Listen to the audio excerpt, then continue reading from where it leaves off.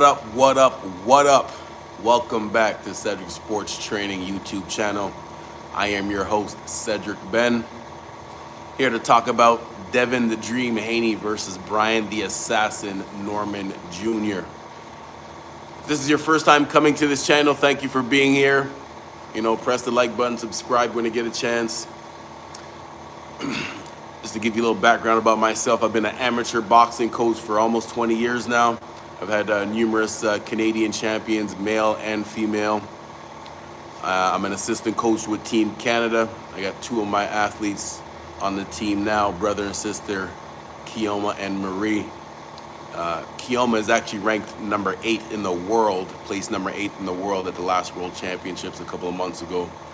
And my professional boxer, Hunter Lee, is officially signed with Kronk Promotions, about to be 5-0 soon. So keep an eye out for those names there. All right, let's get into it.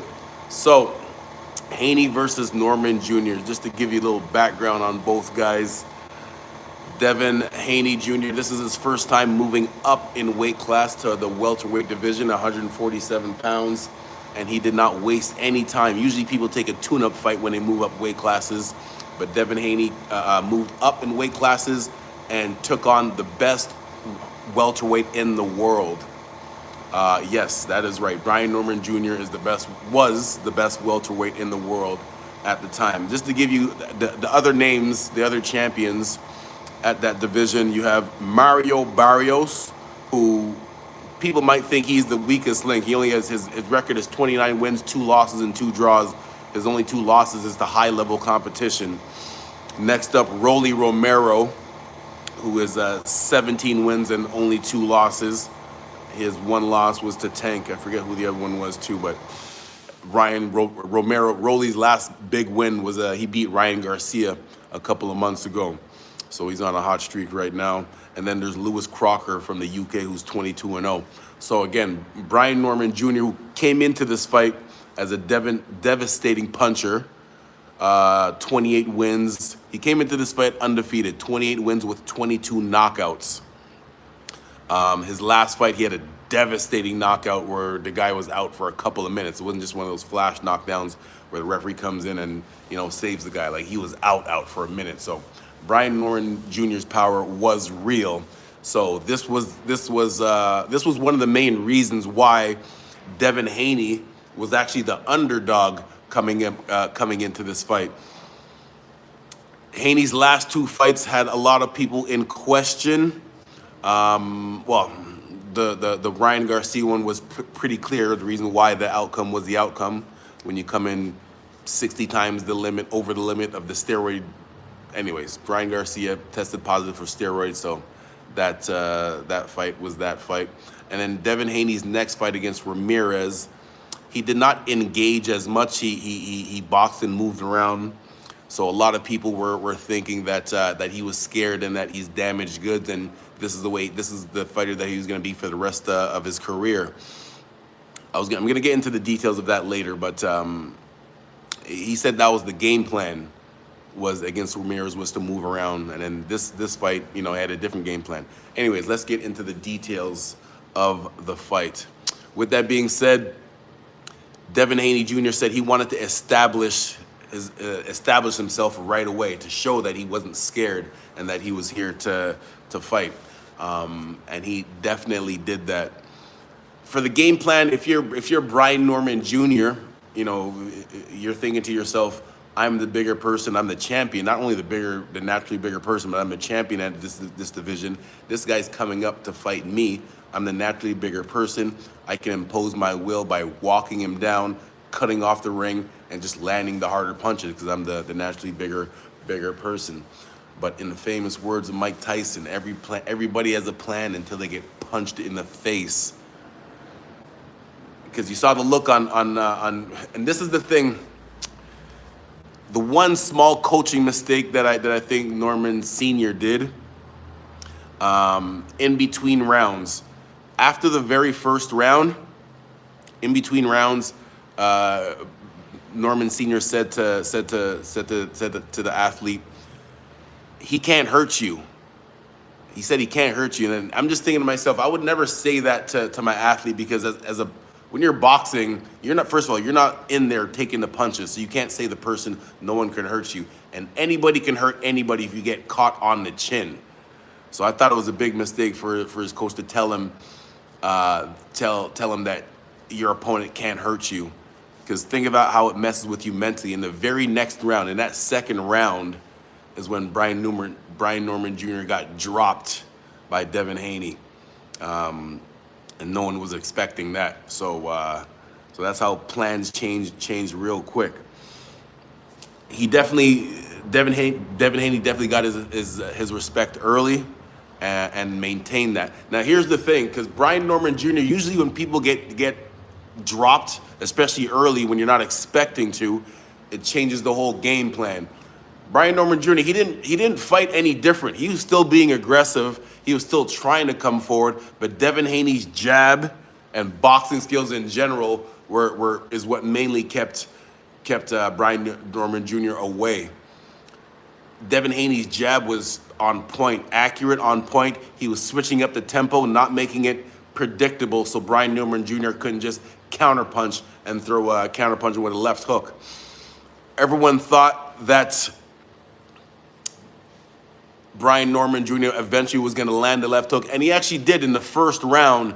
He actually did land. It wasn't a power left hook, but he faked the cross and then used both legs to come with a what I like to call a FU jab, but it was a power left hand. You saw Haney's head kind of snap back, but he took it.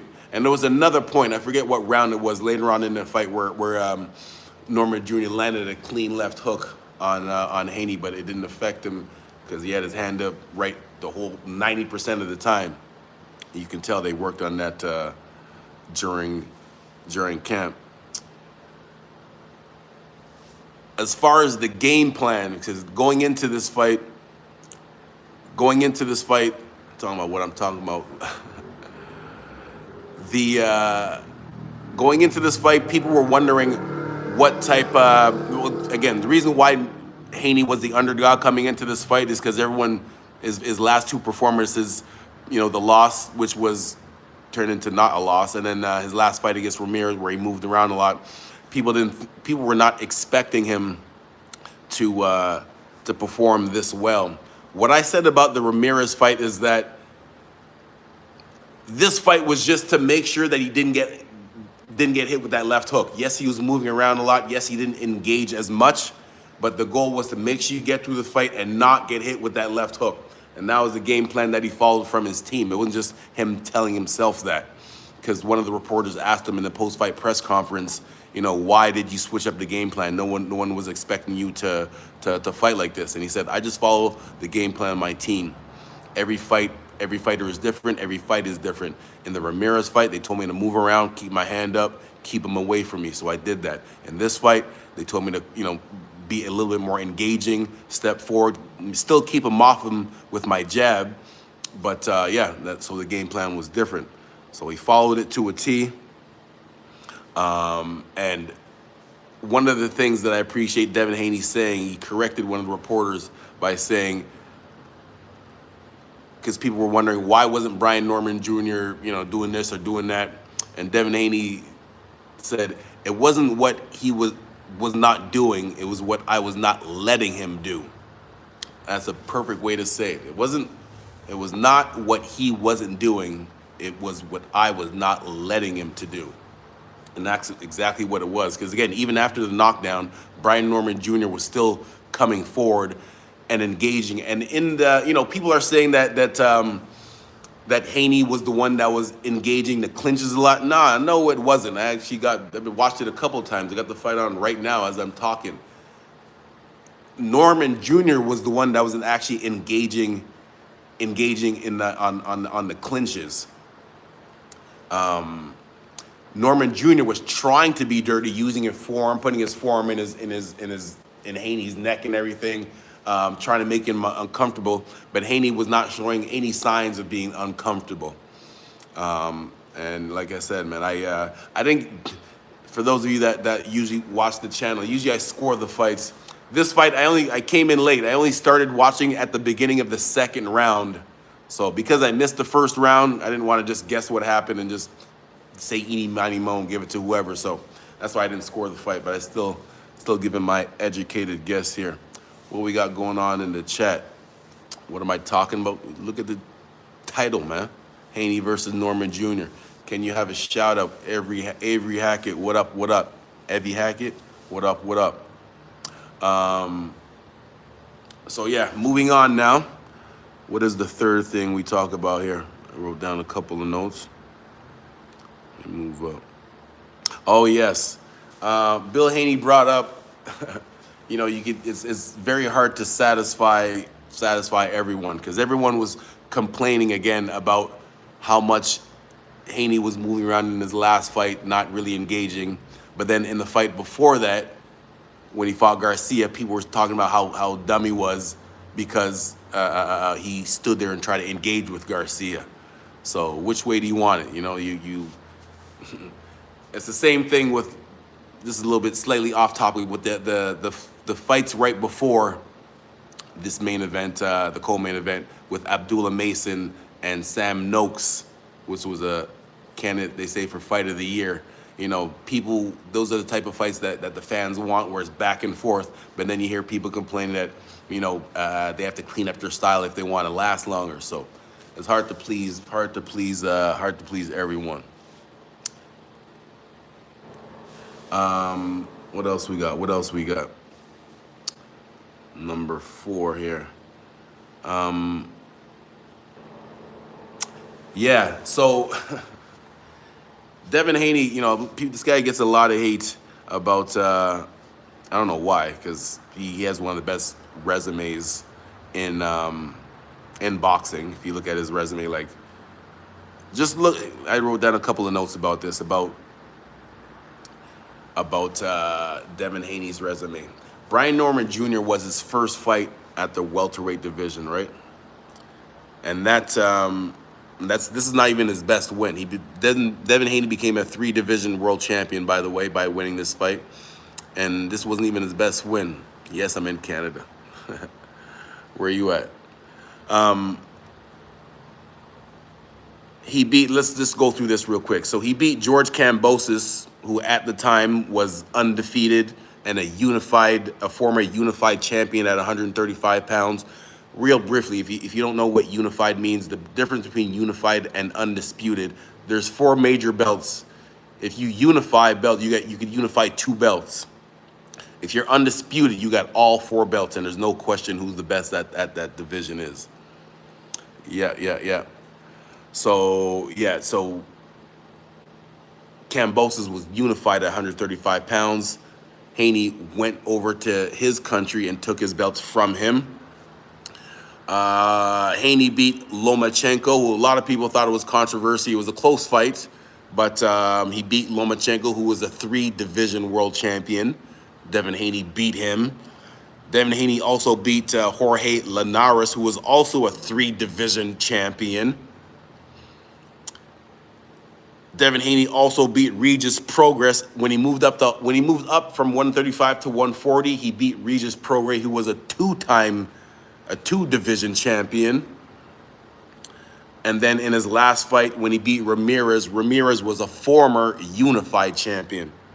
So yeah, man, Devin Haney's resume is solidified. This guy's doing his thing. And here we go with the. So what is in the future for both guys? Bill Haney came up with a hit list, and it looks like they're on course. Well, some guys are fighting each other, but so Teofimo Lopez, he straight up ducked Devin Haney. He was offered, it was like a little bit over $10 million for the Haney fight, and he said no for whatever reason. Shakur Stevenson who is fighting Teofimo Lopez in January. That's gonna be the great way to start the year. Even Shakur Stevenson, who I believe has the best defense since Floyd Mayweather, he said no. That's one thing that I kind of looked at Shakur sideways for, because he said Shakur is at 135 or 140. He said that Devin Haney is too big at 147, but at the same time he said he'd fight Conor Benn at 147. Obviously, it's for the money, but you kind of sound You kind of sound like, anyways, you calling out Conor Ben at 147, but you won't fight the other guys at 147. Obviously, it's for the money, but yeah. Just kind of look at you sideways for that one, even though Shakur is on my pound for pound top 5 list. Tank, obviously, he's got some legal issues that he has to deal with. Boots Ennis said no to Devin Haney and moved up to 154. Mario Barrios is fighting Ryan Garcia in February, so we'll see how that one goes. Ryan Garcia, I'll get on him in a minute. Keyshawn Davis said he'd fight Devin at some point, but Keyshawn said he's staying at 140, so that fight is not happening anytime soon. Someone said, look at the comments. Any comments about boxing?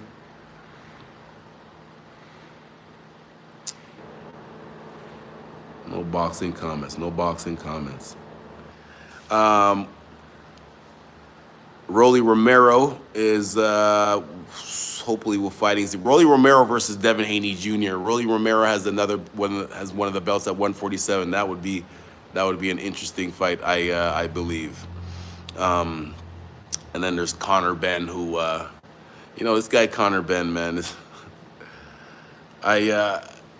Me and him have the same name. Me and him have the same last name, so I have to appreciate him by default. But not a big fan of the personality or the way he fights. He kind of said, and his comments. Bill Haney said, "Don't call him Conor Ben. They call him Conor when. Conor, when is he gonna do something in boxing? He's never been a world champion, but because he makes good money in the UK, living off his pops. Much respect to Nigel Benn. Lucky Gray, what up, my brother, my man." So yeah, Conor Ben, a big name. That would be a big fight over in the UK, a big money fight. Shakur is talking about going over there after he takes care of Tio in January. That's going to be very interesting. Eddie Hearn, this guy, when you're a promoter, I understand you wanna big up your own fighter, but I don't believe you have to take down other fighters to talk good about your fighter. Eddie Hearn's out here talking about Devin Haney is scared to fight. He never wants to engage and this and that. Like, come on, man. Don't turn down don't get me started on that guy. I understand you're trying to promote your guy, but don't talk trash about other fighters that are doing good. Talking about Devin Haney's scared. This was Devin Haney's best performance, again, moving up in weight class and fighting a big puncher. So yeah. Of course, the elephant in the room, the Ryan Garcia. This guy, I don't know. I really don't understand how people support this guy.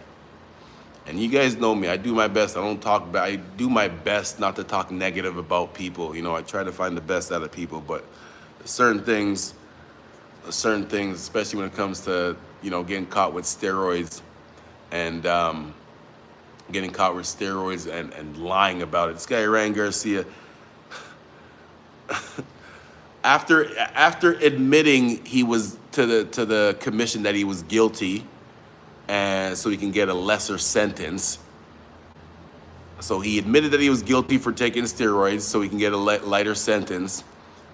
After they give him the sentence and they find him, whatever, then he goes on all these social medias talking about that they cheated him and the system has cheated him and all these contaminated things. Like, come on, man. You cheated. You got caught with a banned substance that's not even made anymore. This guy's something else. Anyways, more positive vibes. Like, I don't understand how much excuses this guy Garcia can come up with. I even wrote down, what did he say? First, he blamed his medication, the Ashagawa stuff. I forget the name of it. It's not some new thing that people are on, Ashagawa or whatever it's called. Then he blamed the tainted supplements. All that turned out to be a lie, like proven lie. Then he blamed the VADA system, who actually drug tested people. He blamed them. It's their fault that he tested positive for steroids. Then he blamed the New York Commission for being against him. Like the commission just wants to be against me, and that's why they suspended me. He actually blamed his trainer, his strength and conditioning coach, he's like, oh yeah, maybe it was my coach. I just take whatever they give me. I don't even look at it. This guy, I don't understand how people support this guy. So, anyways, Devin Haney Jr., the new pound for pound king at 147 pounds. Because, like I said, looking at the other champions, who do you got at 147? You have Mario Barrios, Rolly Romero, and Louis Crocker. You know what I'm saying? I think Devin Haney is the best out of all those guys. I think Devin Haney beats all those guys.